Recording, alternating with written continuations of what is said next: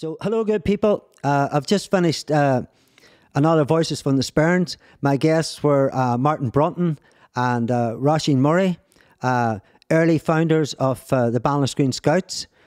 We chatted about them early days, what they got up to, and I suppose how hard it was back then to get a place, how they got that place set up, and how it all started.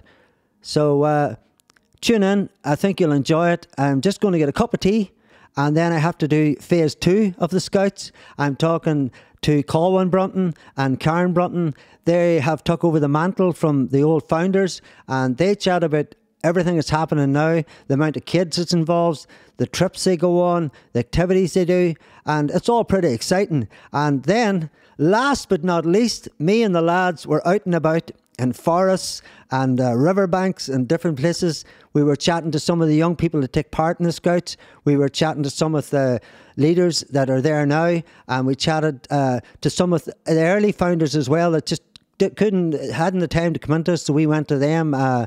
Nancy Higgerty and Chris McGee, and we got tea, we got sandwiches, and we had a chat, and it was pretty good crack. So 3 parts for everyone out there. They had just that much information to throw at us that we had to split it all up. So what we get is the founders, we get the next generation, and we get out and about and talk to the new generation plus some of the old. So tune in, enjoy. Sign up to our YouTube. We've actually, I should say, take a deep breath, Paddy. We're over 1,000 subscribers. So every good person that signed up to us, thank you very much. And there's plenty of room to join, so don't be afraid to download us. Enjoy the podcast. Thank you very much from me and my team.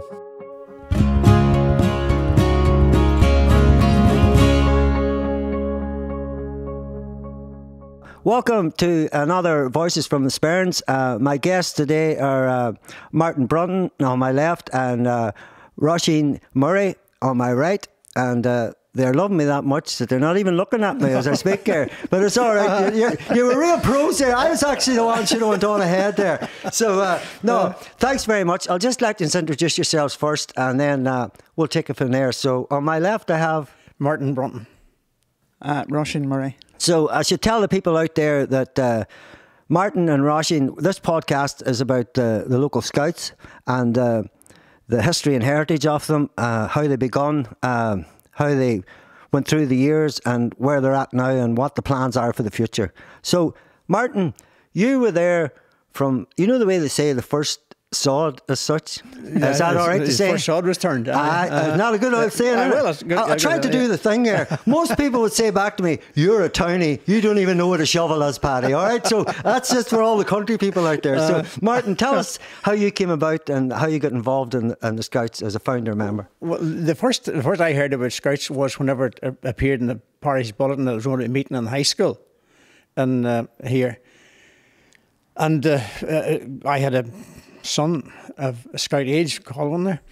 And the good-looking chap over to my right here. Well, he's to your right, but we might miss the rest of it out. Oh, you're glowing over there like a brand new tan product. You get yourself all freshed up for the next phase. In here, yeah, you did, Shirley. Sorry, Martin. Go ahead. So that was the first time I heard about it. I went to that meeting and ended up volunteering to be a leader, and that was the first I heard of it. I knew of Scouts, but wasn't very familiar with them until that point. Brilliant. And Roisin, how did you come about? A similar situation. I went to a meeting that was in St. Columns for the simple reason I had a son, Niall, who was the same age, Scout age, and I just went down to see what it involved. For him, I had no intention of getting involved. Yeah. But at that stage, Mary Hogg was there, and Joe Corey, Kevin King, who was the commissioner for the Sperrin Vale. We were Sperrin Vale at that time.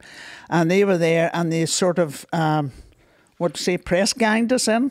Yeah, well, There wasn't that many of us there, and we were more or less press gang. Press gang for people out there. If I was a cowboy out in the Wild West, right? So say I was, right? I think I'd be a pretty good cowboy, you know? And so we're out in the Wild West. I've got the rope. Whoosh. Is that what you mean? Aye. Is that what you mean? Aye. Get you in, aye. Right. That'll look at all right. And they ended up, we hadn't much of a notion what scouting was about at all. We hadn't a clue, in fact, what it was about. Yeah. And so when, I suppose you were rounded up by Joe Corey, is that the name? Joe Corey from Cookstown. And so Joe obviously has background. He was a scout, yeah. So, and then you got together and say your first meeting as such of the idea of we're going to do this. How did before you go to that? Yeah. Can I say the actual person, the one person who actually was responsible for bringing to get that meeting set up in St. Colum's Hall was Nancy. Nancy had been doing her learning to drive, and her instructor was Seamus Higgins from Mahara. And Seamus was the unit leader in Mahara at the time. And Seamus obviously talked such a good talk about Scouts. And Nancy, she had a son and a couple of daughters, you know.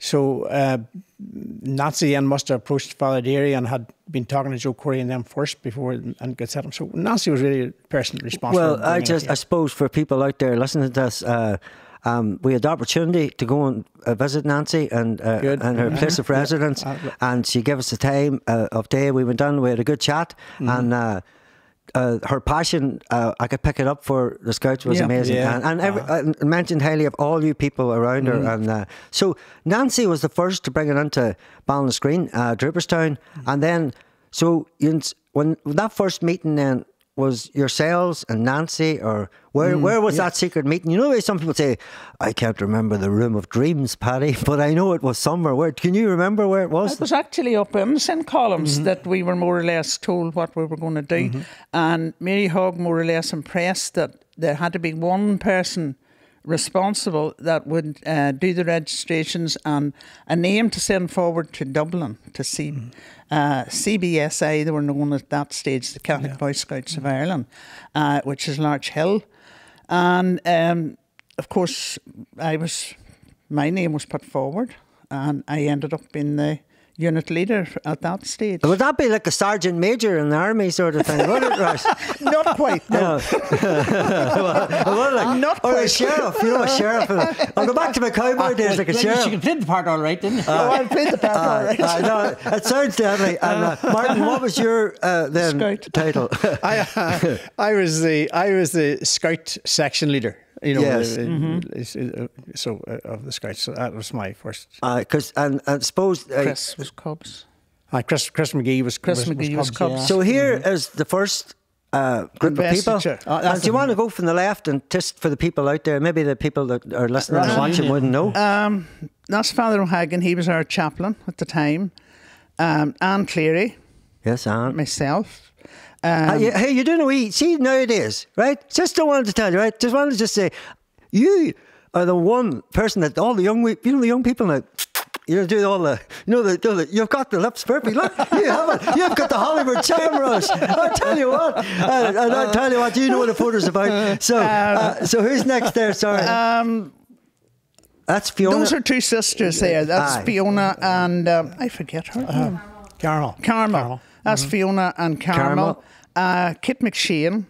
Chris McGee. Nancy and Martin. Martin, I'm looking at you, I'm looking over at your son, I'm looking at you and looking back over at your son there. Don't tell me he's like me. There's a good resemblance there. Definitely, as we're in the wrong room, definitely. And I should say too there, I see Chris, and we went out and chatted to Chris as well. They just weren't able to come in to see us in here. But so that's the first group of people. And then where was your first premises that you got then together? The Bamba Hall. The GA gave us a Bamba Hall for Look at that! Look at that place of legends. That place of legends. Discos were in it. I knew people curted out the back of it. I didn't, but I know people did. And that's what I was saying. were you curting out the back of it? No. I thought you said. Oh, sorry. Here, she didn't do it in the Scouts time anyway. No, that's what I mean. What had it been there when you were growing up, the Bamba Hall? You know, like the dances. You know them, like many a Kurt. Let's just agree, many a Kurt was had, right? On that hall, and the old days. So, well, people should know that hall there. Any people out here listening to the podcast that knows Dean McGlinchey Park, was the hall you'll see in the way in, which is steeped in the history of Ballinascreen and the heritage of the area. I'm sure you knew plenty of stuff went on the Bamba back in the day. The boxing club was on a t-shirt for a while. Yeah, so it was disco, boxing, and yourselves. Discipline, getting wrecked, and then discipline again. So which one on the rack will not say? Yeah. So there we have the Bamba. So in there, how long were you there, and what kind of activities were you able to do in the Bamba? We were there from October until about February, because when they start off in Scouts, they have to do the tracker badge before they can be invested. And we had ready for the investiture was to be on the 5th of March, 95. And at that stage, we had approached Father Derry about St. Colum's Hall, and he said we could have it. So we spent Saturdays and Sundays down cleaning and tidying up to get it into shape. Nancy made the curtains for it, put us up at the stage, and everything was in place. So on the 5th of March 1995, the crowd that you've seen there, that was the first investiture. That was all the labourers and hard workers. That was us. Can I just, we've been working on Roisin's point there about the St. Colum's Hall. Whenever we went to Father, remember we went to Father Derry, and remember he had lost the key of it. There was no key, and he told us we could actually break in. And see I didn't look at you two people as I thought the Scouts was all here, Paddy, right? You join the Scouts, lad. You'll have discipline, you'll have manners, but hey, you may have to kick in the door. I only got a crowbar rushing, yanked the door. Oh, brilliant!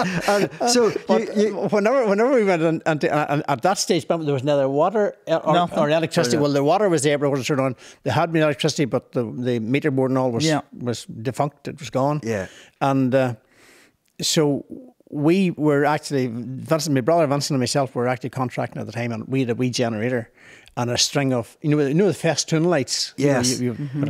And we strung festoon lights through the hall, and we every night we start the generator, and we'd brilliant. And we had a good bit of cleaning up to the hall. We had a lot of graffiti and stuff on it. And we got all that. Was there somebody inside doing graffiti? I'd lit a fire in the middle of the hall. Do you know what, Raj? Can I just say something here? When I was doing a bit of research for this with Martin and his crew, they all looked at me when they said fire. Right? No, I don't know why they did. But then I owned up, I was in the hall in a past life. Oh, no. Yeah. I don't know. I can't remember. Not as a scout, though. Well, I was actually I was awakened let's say out of our we were up on the stage, and how I know that what happened next scared the complete devil life out of me, right? So the fellow I was with was Fergal Donnelly. I'll met him, and now he'll be well embarrassed me saying his name. There was one other which I'll not mention. Maybe I will as we go on. But Fergal's brother Cahill landed in with a hurling ball and a hurling bat, and I don't know if you ever felt in the dark when hurling balls come off. You know the back wall. I'll tell you, we ran, but we were running onto the balls. And there may have been a bit of whatever going on, but I can tell you now in the camera out there, we never burned it, right? We were just in the back and then out. But I don't think you were there at that time, because there was a lot of furry friends about. Is that right at that time? Oh, aye, there's always... Oh, look at this digging up. There, as you dig up. Outside. Did you? And so tell us all about that there, and who was there, and just, it seems like a time when you were well energised. Is that all right to say? Yeah. Yeah. And you felt you were on a mission. We were on a mission. I know, that's all right to say. Yeah. So tell the people out there all about this. You mentioned earlier on about going in and all. So you have a broken, right? And you've got the festoon lights. And we operated in that for a while to come in along, Roisin. But then the front of the hall had been, as you can see, the muck that was lying about there and had grown up. So we asked the scouts to come and give us a hand to clean it up and do a wee bit of labouring. Do a bit of labouring. Yeah. And on that Saturday morning, it was a Saturday morning that we started it, and the young boys came down from Glenelly Villas with their shovels and their spades and stuff with them over their shoulders down to Glenelly Villas. Hey ho, hey ho. Had you a wee song going on? I think that song would have fun in it, you know. And they worked their socks off. I mean, they were accredited. They worked their socks off together. And there's a wee tea break. There's a tea break. Look, Nancy. There they are. And I was trying to figure out earlier on the blue bag of crisps. We're not sure what Mick got as. Ross, would you know the Mick of them? And look who's eating them too. That's Collwyn. It is. Collwyn. Could you just come on a wee minute? Come here, lad. There's Collwyn. Gavin Kelly. Mickey Art. And Robert Rocks. Robert Rocks. What crisps are they? You know, do you know? There's a stream. Monster Munch. Munches. No, I thought. No. What do you call them? Minis? No? Was there something like a minis? Well, I don't know, like, but that's why we asked John. You're eating them, lad. I expect you to know what you're eating there. You know. And, here we are again, Grand Old Duke of York, and all is fine, merry men and ladies. So, I should say something now, Ross, and Martin. If you were building a house now, right? Okay. Right, so I'm just saying, right? If you're building a wee wall or a house or something there, and you rang up the contractors there, right? Okay, and he sent out the merry men and ladies there.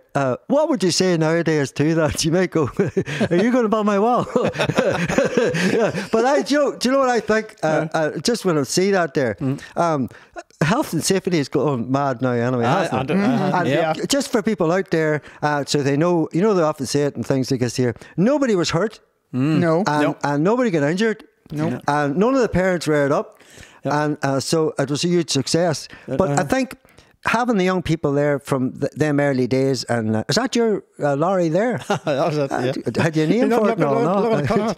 I'll tell you, it's a strong one. It's ready for St. Patrick's Day. It looks a bit like, you know, just the side of it. Remember the one... Paddy, it looks like I've seen too many St. Patrick's Days. Remember the one over Tommy McCauley's seen a bad day? Cool, all right. So there we are. We have that there. We're clearing up. We're getting the site ready. And then, so... Next phase, I'm sure, would have been your uniforms, as that's, you know, and how to identify yourselves. Yeah. So, how did that all come about, or was there, a uniformal thing happening? I had all that. Went down to Belfast, I think, and then Mary Hogg, I think, helped us as well to get a lot of the uniforms. And the neckerchiefs had to be got. They have to be blessed and all of that. So that was Father Hagen. He was our chaplain. He did that. It took a while to get the uniforms sorted, but we had to have them for the investiture on the 5th of March. So there was a lot of work went into it to get them. They look good there. Yeah. Is that the first? That there is a lovely uniform, and I always thought that was nice for the Scouts. That's good and bright.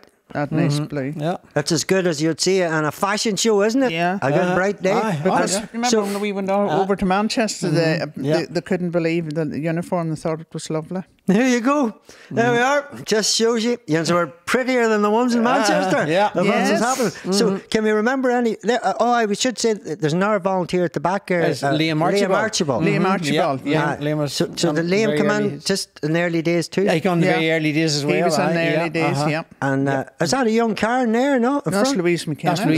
That's Louise McKenna. Karen, sorry about that. There, I thought it was. And that's Shea Archibald there. Shea Archibald And Robert Rocks. Robert Rocks. And Boy Higgerty. Not Niall. Anthony. Anthony Higgerty. There you go. Is that Michael Higgerty's son? Michael Higgerty's son, yeah. And who's the left? That's Louise Higgerty. That's Louise Higgerty. Mickey Higgerty's scare. Yeah, that's there was ones earlier on in the office. We're thinking that there, you know. If this was a quiz now, I am not going so well, but the rest of them were getting a few names right, you know. So their first people come in to the hall. You'd done a bit of, you know, work up, Martin, and so I suppose people should know that the hall at that time there was no heat, there was probably no insulation. it was probably the old days. You were a builder, maybe one brick wall, was that right? And installation was a thing of luxury. Oh, there was no installation. You know, just wrap up. And so did your first sort of look at that? How did you approach it all? You were saying you and your brother went down. Whenever we got the hall off Father Day, I told you the mess that was on. But we ourselves, the scouts and the volunteers, we painted out the graffiti and we tidied the place up as best we could, repaired the floor as much as we could to get us started. And then, I don't know how long we were going rushing before, remember, Father Derry then came in and he decided to give us some money to do a bit of a renovation to it. Yeah. And I think it was somewhere around $5,000 or something. Just for people out there, that would have been, that's a big investment. It was a big investment, but it was a big hall and there was a lot of work to be done for it. Yeah. But so we did do, my brother Vincent and myself, we did that renovation. And got the toilets and all working, and new toilets installed at that stage. But whenever we were doing it now, and we repaired the floor properly then with new good proper maple boards, and sanded the floor and polished it. It'd been a real old floor, wouldn't it? It was a beautiful old floor. It's totally done now versus it's rotten now. But it was a lovely old maple floor. And so, as well as doing our own work, we would do some of that work at night and whatever. So, Vincent and myself would work late one night at it, sanding the floor and varnishing it. And whenever we finished, we just pushed the sander into the back room. It's now the wee kitchen. Yeah. And went back the next morning, and we actually weren't even supposed to be there. We were supposed to go to another job, but we had to go and pick up some tools. So we went there in the morning, and the sander in the middle of the night had gone on fire and dropped through the floor down into the basement underneath, just a nice wee hole.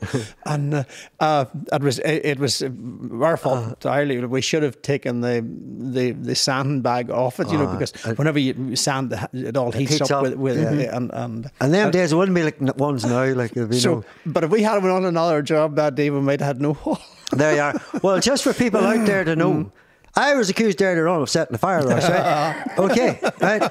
I told you there might have been a wee bit of whatever going on, but there was no fire, I'll tell you that much now. And then the man that founded it, was trying to burn down your premises, right? So we've went by the fire, we've got redeveloped. And so what was how did the likes of yourselves learn about activities and how you would deliver them to young people? And do you know what I mean?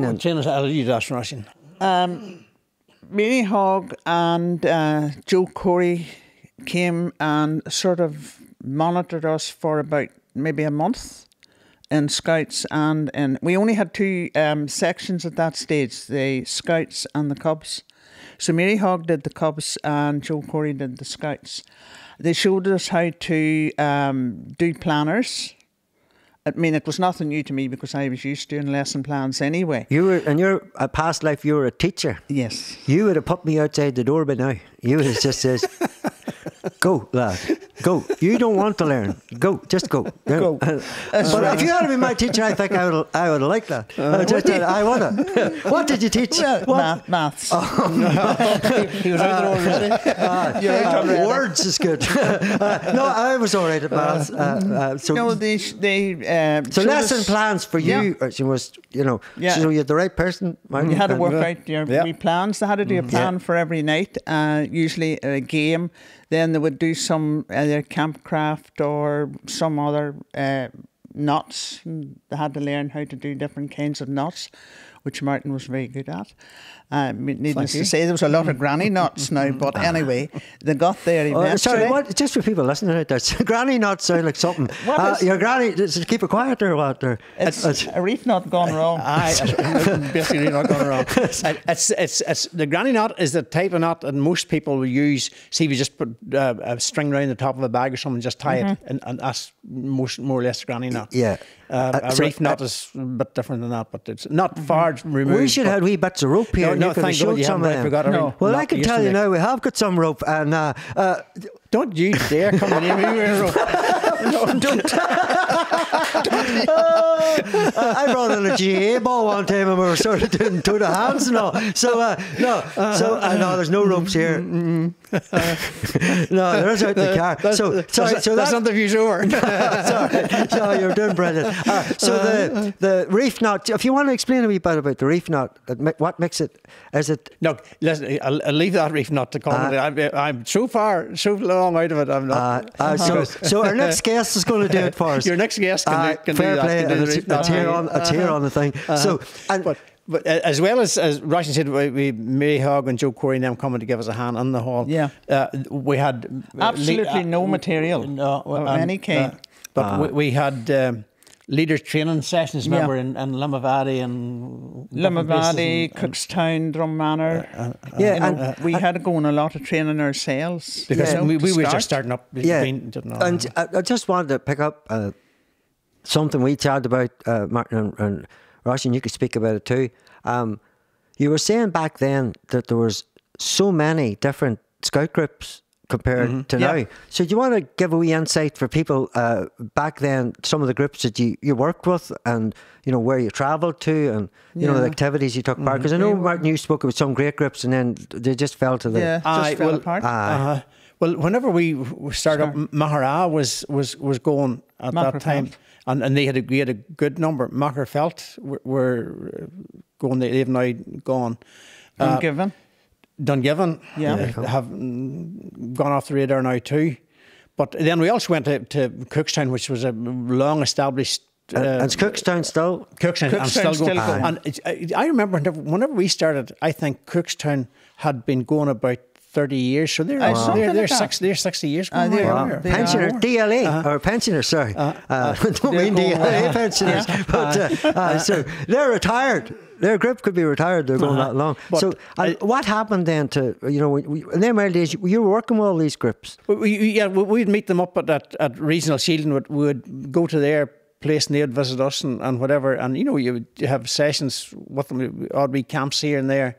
And where would you went to for camps? Drummanor mostly, for any regional events, and because it's well handy and it's a good, it's a good forest, and it's a really good site, wasn't it, Roisin? It was very good. We started off with absolutely nothing, and that was in 95. 96 was the first year we went to Regional Shield with absolutely no equipment. I think we had to borrow the tents that the scouts slept in. We were highly recommended. There you go. That year. Went back in 97 and we won the Regional Shield. Wow. That's a big leap from 1 year. In that short space of time. Went on then to Larch Hill. And got 15th. Got 15th out of 40 or 60 other troops that were there. Brilliant for a new group. We done very well, and also our unit was the first unit in Sperrin Vale to have someone get the Explorer belt. And sorry, just to explain to people out there, what is that Explorer belt? What's that mean? When Niall did the Explorer belt, he had to walk, he had 200 kilometres in 10 days on a very limited budget. They had to write 7 assignments on the way. Jeez. And one of them was to how is olive oil made, because they were in Italy. There you go. And they had to do all of that, and wine, and they went to Assisi, which is quite hilly. They had to walk there, and they had to... The holy place? Yes. See how I knew that? See religion. You were mentioning Mass earlier on, and prayers and all, and Paddy just comes in on one there out of the blue. St. Francis. So they had to write all about St. Francis and all of that. So they had a lot to do. Thanks for that, my ear. That was good. Work from over here. It was good. And so that 120 miles seems like a lot of footage. It's a lot when you're travelling at 34 degrees. Wow. And who was it done that again? They got no assistance at all. No. There was a leader following them, all right, to make sure they were safe. But but to give them absolutely no assistance at all. My son Niall and Gavin Kelly set off On the second day, Gavin put his shoulder out, so he was taken off. So Niall went on the other 9 days on his own. No way. And what was that experience like for him? Did he speak to you after about that and what he learned? And he learned a lot. Yeah. Yes, he did learn a lot, but it was tough. Yeah. It was tough. Yeah. And, there was a leader sent out, but the leader didn't walk with him. They walked at a distance, behind him to keep an eye on him. Yeah. And suppose for safety at night when they were sleeping in the wild, And they had to depend on the local people, to give them guidance and and language to learn the custom, and their ways. They had to talk to locals and people. So Niall was actually the very first to achieve the Explorer belt. Wow, that's your son. There's been quite a few since now. There's a few since. Yeah, maybe they'll pick up on ones that I don't know about. So that's Niall Murray for the people out there. And then the next one was. The next year, Gavin Kelly did it, and Collwyn did it the next year in Lithuania. There we go. And Gavin Kelly got it as well. Gavin runs a gym now, isn't that right? No, Gavin Kelly. The teacher. Yeah. Oh, sorry. Their son Gavin. Yeah. And so, I suppose for people, and just for who else got it? Just. In our time. Cookstown was 30 years on the go and they didn't have anybody with the Explorer belt. Screen just came through again, Roisin. Yeah. And I suppose for people out there, that's credit to you all because, determination. You're the ones that inspired the young people to do it. And if you hadn't been there, then probably they wouldn't even get the opportunity to do it, which is important too. But a lot of thanks has to go to to the other leaders from other units that helped us. Like Joe Corey and Mary Hogg. They'd give up on a tremendous amount of time. And just Joe Corey and Mary Hogg, were they connected to? They were both Cookstown. Joe was the commissioner for Scouts. And Mary was commissioner for Cubs. Right. They were a tough unit. They were a good unit. They were a good unit. A very good unit. And we owe them loads of thanks for getting us started. And are they still about to this? Well, they're still about. We've still been in contact. You look with over there and say, Joe, this is for you. And you can, Mrs. Hogg, is it? Is it called Mrs. What's Mary? Mary, is that his wife? Joe? No, Mary. They're different. Joe Corey, no. Mary's different. I had them both together there. Just the way you looked at me there, Roisin, I wasn't sure, Martin. Well, Mary and Joe, you're legends as far as the Ballinascreen Scouts are concerned. So we've got on then, and so I think in my head when I was chatting to you, Martin, and different conversation with Karen and Collwyn was, in the old days, some of the activities you could take part in, maybe now they're all a bit more health and safety. Is that all right to say? We did things you're not allowed to. I just slept there. You get up, Paddy. Get on with it. You know what? That sort of way. Like we were talking about the Grey's knees. So could you tell us about some of the activities? Because I think we've got some pictures. I think we don't have pictures for the activities. Maybe we do. Maybe we don't. Paddy just get them in my head there. I think. Do we, Nathan? Because he's a real pro. But some of the ones in question are climbing and orienteering. We used to crate climbing where you took, actual milk crates, plastic milk crates. You'd build them up and you'd climb up that one and you'd build on another one and you'd keep going up and see how high you could get. And how high could you get, or can you remember? How high? I think 16 crates. 16 or something like that. So just for people out there, we should say, don't try this at home. Roisin, do you want to say it? But having said that, we had a harness on the harness but you're not allowed to do that. You would have harness from a tree branch away high up above them, whatever. Yeah. And a good strong and you had another scout, no, not another scout, a leader standing as the anchor. Come off. So you were safe. You're not allowed to do like that anymore. Another thing was the zip line. We had some great zip lines. Did you take part in these zip lines?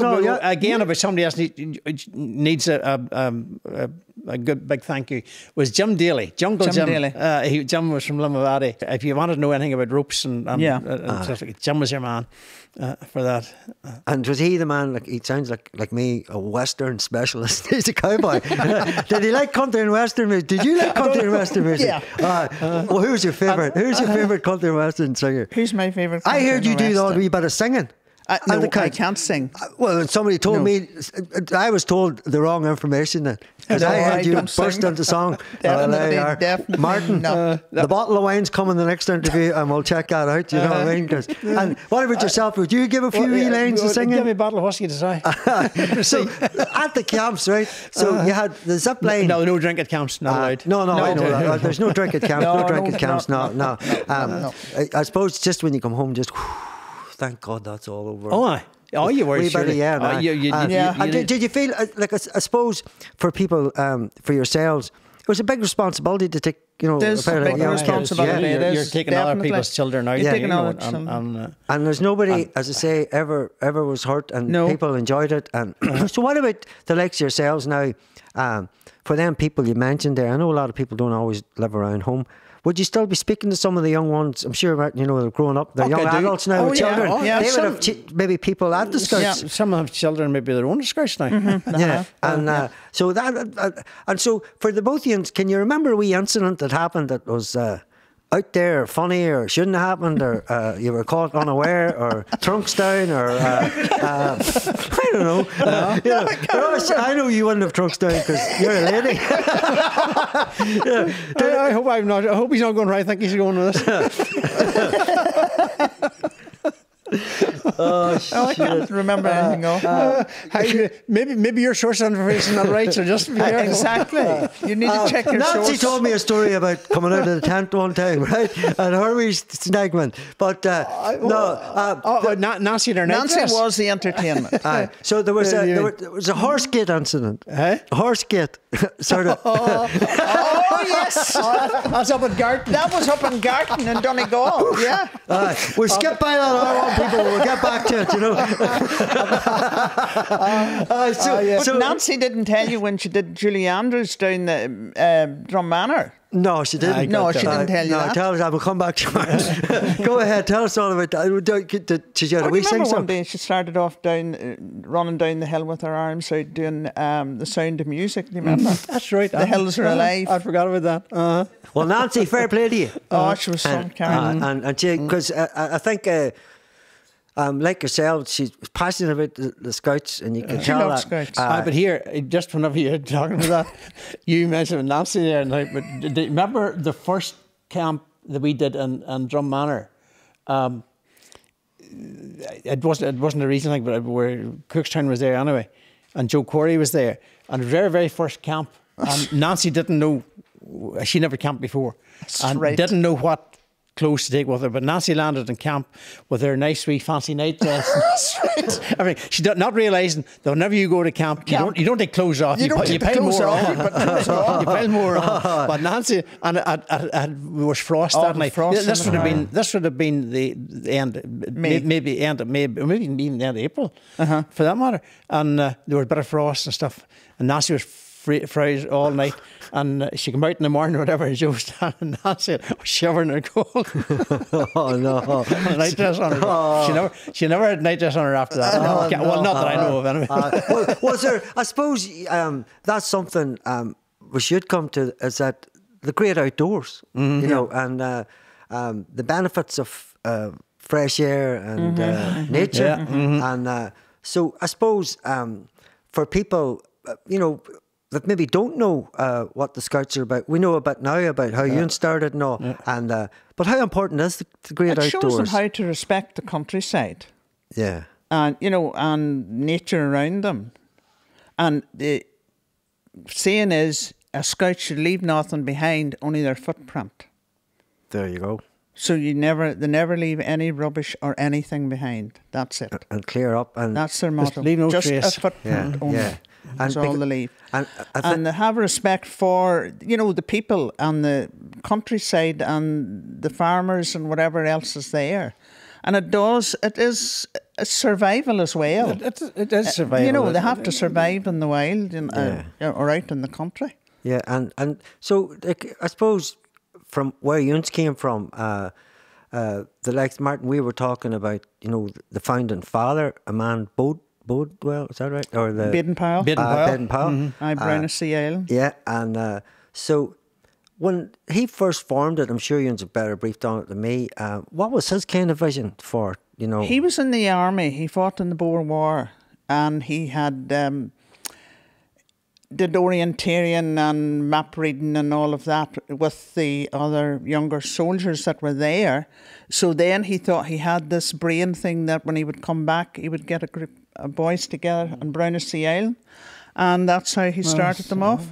The one who really brought it to Ireland was Father Tom Farrell. Yeah, but that's Baden-Powell there. That's Baden-Powell. And you can see there by his uniform that how the similarities of what, and was he the gentleman there? You know the way of all the different badges and all, Martin? Yeah, and it was him who brought in the scout, you shake with the left hand. Yeah, and so left hand rather than for people out there, there is places in the world people do shake with the left hand. But what was it about the Scouts? Because it's I love the way it's described. Well, my understanding, if I remember, was that whenever when you were out your hand in friendship, whenever you're fighting, most people held their sword, their right hand, and their shield on their left hand. Mm-hmm. So it meant that you were really trusting this person, that he was a friend, that you dropped your shield and you shook hands with him in your left hand. And do you think that's there? It is there. Look, there it is there. Yeah. So that's come back to the Boer War. Yeah, that's the Asante chief. Yeah, and so it's nearly like a piece. Yeah, yeah, and so you were saying there, Roisin, that so there's the gentleman that founded it all. I don't know how they found that picture. It's a very cool picture. That's good. That's a good picture. That's a good picture. I think we'll send it to you, and maybe you'll put it on your wall, Roisin. What do you think? On your wee glass of rosé that you're going to have on Saturday night after this. And Martin, that's right. There's Lent on. You mentioned Mass on. And something there. Just you were about the whole Catholicism connection with Scouts and. Prayers and different things like Scout principles. Yeah, and there's been units of like different. I suppose to now there's a different sort of from Collwyn's day. There's not as much, because everything I suppose in them days, back in the days, everything had to be blessed by a priest before you. It was just it was off its time, wasn't it? Yeah. And so, how do you feel then about it now that it's changed and it's sort of? And I know I just would say here for people out there, Yuns were always totally inclusive. So there were people from all around. So it's not about what religion you were. So it's changed a bit now. As people that come from that background, is it a good thing or? I think in some ways it is a good thing, that people do feel more inclusive. You know how you have one denominational thing, even though you're open to others, it's maybe a bit daunting for people to join. So at least now when this is, although I haven't said that, I mean, we did appreciate the support from the parish and from Father Derry and Father Clerkin on his turn. Yeah. Because in them days, so people didn't need to know that maybe there was a stronger interlink between church and people, community. There was more tight. Is that all right to say? Yeah. And it's not that it's different now, it's just the different times we're in. And I suppose all organisations have changed with the times and tried to be more inclusive to the people that we have living around us now. And I can tell that from the Scouts now, that's what's happening. And but there's still I think some form of blessing, which is good. I think when people go out, isn't that right? I think it's a matter if everybody has their own beliefs and their own faith, and so nobody's been denied their beliefs or their faith, and in the Scouts. No, that's brilliant to know. As people that founded it, I wanted to ask you this, and I've asked all the groups this. Why should people join, the Scouts? Would you just like to tell the people out there why that they should join the Scouts? Because I said it to a lot of people. There's a lot of new developments in the area, and it's brilliant for the area. Yeah. It's growing. We're seeing a lot of towns close to us taking part in activities that are in the area, and which is brilliant. So what would you say to young parents out there, like yourselves back in the day, when you first joined, why and they should join and how they could help out? To me, Scouting is an organisation that caters for all abilities, and every child is appreciated, and nobody is feels that they are a failure, because they do all earn a badge of some shape or form. You know, there's nobody is any better than anybody else. They all get a badge. They all develop at their own level. And I think it's a good leveller. Not every child is into football or hurling or camogie. It's, you know. Yeah, it's as I say, it's alternative. In Scouts, I think you can get a lot of personal achievements. You know, you can achieve a lot. Social. You do a lot of things that, because, I mean, as Roisin said there, there's all abilities in Scouts. And there's a saying in Scouting that scouting's for everybody, but not everybody's for scouting. But I just give you a wee instance of achievement, and it's only a small thing, but for this guy, it was really something that day. We were doing Roisin was there that day too, but we were doing Commando Bridge. It was just across a wee stream, and the Commando Bridge is just, as you know, it's one rope on the bottom and another rope up where they can hold on to. They're walking on the bottom rope and they're holding on to the top rope. Brilliant. And it's a bit wobbly and all that. But it never was too high. But it's over it was wee cubs that day now. And we had Chris McGee was on one side of the stream and I was on the other side of it helping them on. And they would come forward just in line, and I would help that boy across, and over to Chris, and then I'll go back and I'll take the next one across and whatever. Not just being beside them, I'd have to hold them. I think they were themselves. But this one wee lad, he would come up, and he always came up till he was ready to go on, and he would get out and he'd run back to the back of the line again, and that went on for a few times. And then it was break time. We were going for our tea, and but we were coming back till it after. And because I was that end of the queue, and this wee lad was the back of the queue, whenever he come to me, he says, "Martin, could we try that now?" And I says, "Of course we can." And everybody else had been moving off, and I was usually always bring up the rear anyway. So, and he got on the thing, and he did it. Brilliant. You know, he did it, and he went up for see. He went back after.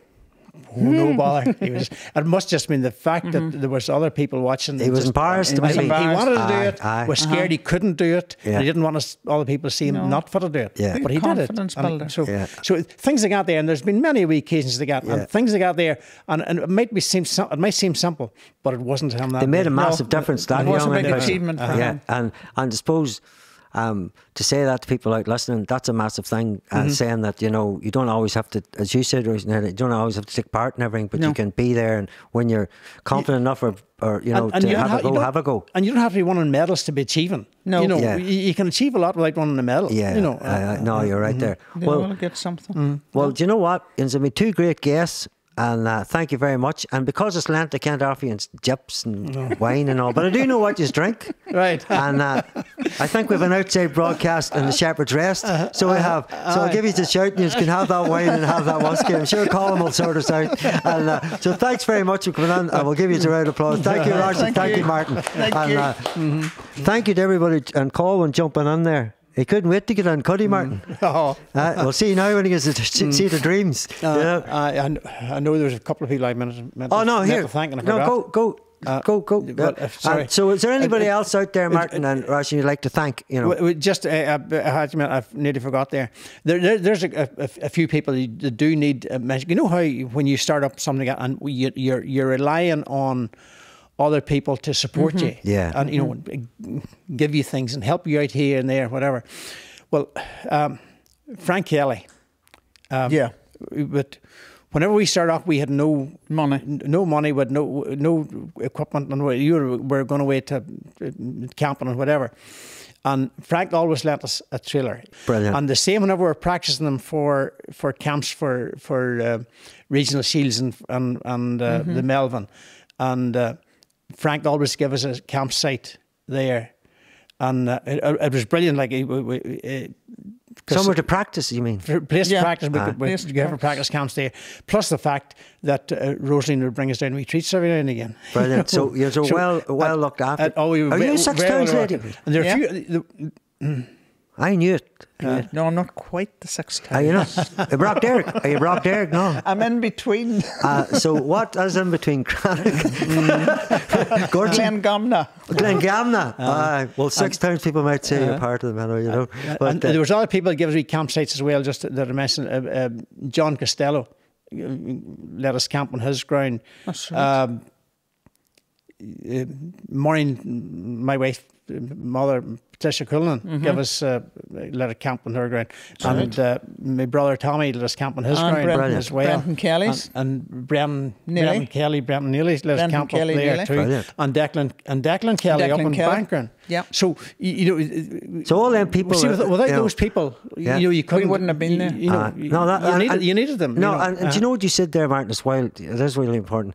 When you are starting to have something, you have to go to people and ask stuff. I'm aware of that in this building, right? Yeah. And you know, when we start, and there's people out there helping you do it silently, but this is a great opportunity to tell them people that they done you a good turn now. Really, we didn't have to ask them. They more or less, they all volunteered to help themselves. That's absolutely brilliant. Yeah. We never had to ask. You know, that shows you that you're embedded in the community. And like you're thinking, these people are big GA people, and they're helping you out. Do you know what I mean? But you look at GA, they give us that hall, and they were brilliant. Like it's a good community then, when that's you know all about. Well, and it's a good thing that it has survived for 30 years. I mean, it's a lot of things don't last that long. Well, it's credit to you, and I'm going to be talking to a couple of young people that's taking on the mantle that you have created, and I should say the stepping stones that you have created from the past is now, you know, with the group now. And you're totally right there, because I brought that up earlier on about a lot of what people maybe listening to this, you know, people in the past that might have been in Dungiven Scouts, you know, part of it or whatever it is, they might be thinking, you know, maybe things like this might actually activate an interest again in some communities to think, I didn't even know that was in my community. Do you know what I mean? It's like, and you're heading away to the Historical Society now, and that's exactly, you know what I mean? The whole Patrick Pio. Patrick Pio meeting. Is that? Well, I'll tell you what, I feel light tonight. This is the lightest podcast I've ever had. Again, right, when you're thinking about we said we're starting up, you doing the help. Well, I mean, we had a pretty good finance committees, you know, fundraisers for us. Because see, when you go camping, it takes a lot of money to go camp.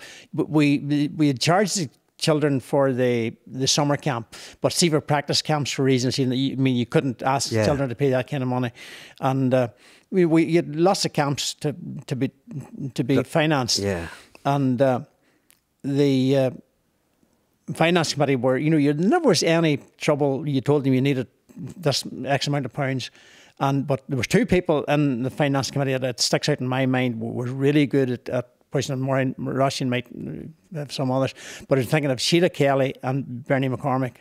We know were exceptional on their time, and that nothing was too much bother for PJ O'Keefe. And PJ O'Keefe, and PJ was a good treasurer. He was our treasurer. We were to, I think, go out to PJ, but it didn't work out, you know, at the minute. But suppose you say get well soon to the man is not all I can say. And was there anybody else that was?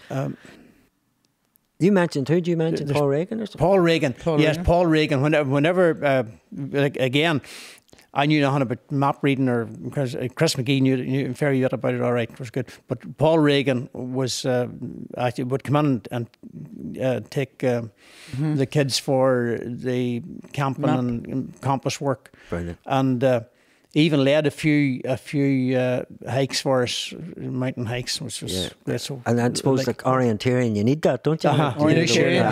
So Paul was very supportive of us now too. Yeah, that's brilliant. And I suppose like reading maps and all, the new generation just Google it up, don't they? Well, they'll be well beat if there's no reception, Martin. They'll think they're in Feeney, but they're actually in Dungiven. They need a map when there's no reception. There you go. And so you think it's a good thing people should learn how to read maps? How to read maps. Yeah, that's very interesting. And use compasses as well. And but I'd say suppose I should summarise for yourselves too that Scouts, you mentioned it was about survival. Them incidents that you might be on your own. I mean, people don't realise going into a forest it's just pitch black as you go by 3-3s. Banner Dam's an example of that. Like you don't decide just to go for a walk. Well, I did one time. I knew the foresty. I knew a boy that knew the foresty man. I seen a torch and went out, but you could get lost very quick. That triggers something else. Somebody mentioned PJ O'Kane, which brought a thing to mind, and funny instance on camp. It was we were camping. I was in Mullingar down at the what do you call it? Lilliput. No. Lilliput. Yeah, Lilliput. Down where on the shores of Lough Ennell, where Jonathan Swift wrote Gulliver's Travels. That's where that place is. But we were camping down there anyway, and it was a wild wet week, but we went out as much as we could. But we had a lot of wee board games and stuff, and we played drafts nearly every evening. And because I'd played a lot of drafts at home because there was nothing else to do in the house. There was no electric, no TV, no around like that. And but that was one of the good games, drafts. So we let them play drafts. So we had a draft board there, and we were playing drafts, you see, every week. And none of them could beat me. None of the kids could beat me, so I beat them all week. But Mark, did you not even let one on one? No, would you not give in and go? You don't let them do anything. They haven't achieved it themselves. You don't let them do it. I was a bit of a shark at drafts, in my day. Go ahead, Mark. This particular day would have been to one of those laser places where you shoot lasers and stuff. But Mark O'Kane was playing me this night, and he had come home from the laser centre, and we were playing drafts anyway, and Mark was sitting up as me, and he sticks two batteries, one on this here and one on this. You know the AA batteries, one on this, one on this here, and every time. Mark just he would say, warning, don't shoot, return to energizer.